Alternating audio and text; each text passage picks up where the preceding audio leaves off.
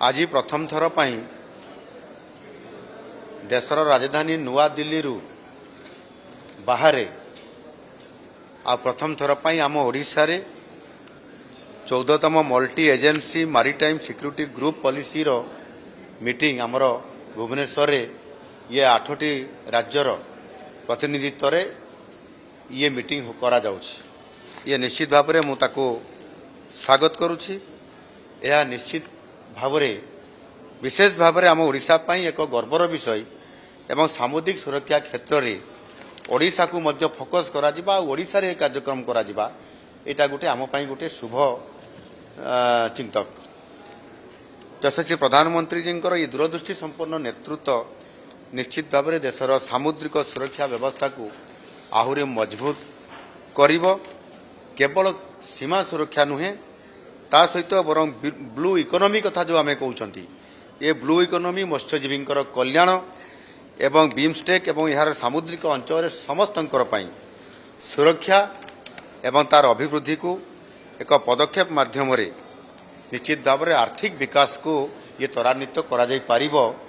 आ सेतिपई आजिर ये बैठक अति गुरुत्वपूर्ण। आमे जानिछथि समस्ते आम ओडिशार प्राय 575 किलोमीटर दीर्घ तटरेखा बा कोस्ट लाइन आमर अछि एवं इथिरे मध्य गोटे आमर इतिहास अछि जे दक्षिण पूर्व एशिया समूह ये देश गुडी को आमर साधव पुओ माने कलिंगर जो ओडिशार पूर्व नाम जो कलिंग थिला से समय आमर साधव पुओ माने व्यापार वाणिज्य करबा पई दक्षिण ये पूर्व एशिया को सेमाने वाणिज्यक एवं ताहा सहित मध्य सांस्कृतिक संपर्क को सुदृढ़ करिया पई प्रति वर्ष सेमाने कार्तिक पूर्णिमा रे तांकर मध्य यात्रा होउथला एवं एहा निश्चित भाव में ओडिशा पई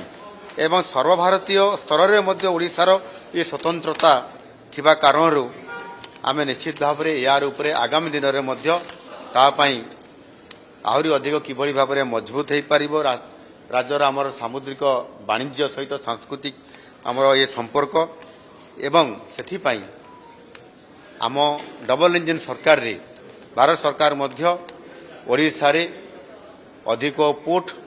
निर्माण करबा पई से आमको अनुमति देइछंती अनुमोदन करिछंती जो थिरे कि गोपालपुर पाखरे आउ गोटे बाहुदा पोर्ट ये निर्माण होगा पई केंद्र सरकार से घोषणा करिछंती एवं से प्रोजेक्ट मध्य आरंभ हो जाइछि एवं सही भली भाव में गोटे पारादीप निकट में महानदी मुहाण रे गोटे बड़ शिप बिल्डिंग क्लस्टर मध्य ये प्रतिष्ठा करा जाउछि। ये दुईटी प्रोजेक्ट रे पाखापाखि प्राय 50,000 कोटी टंकार मध्य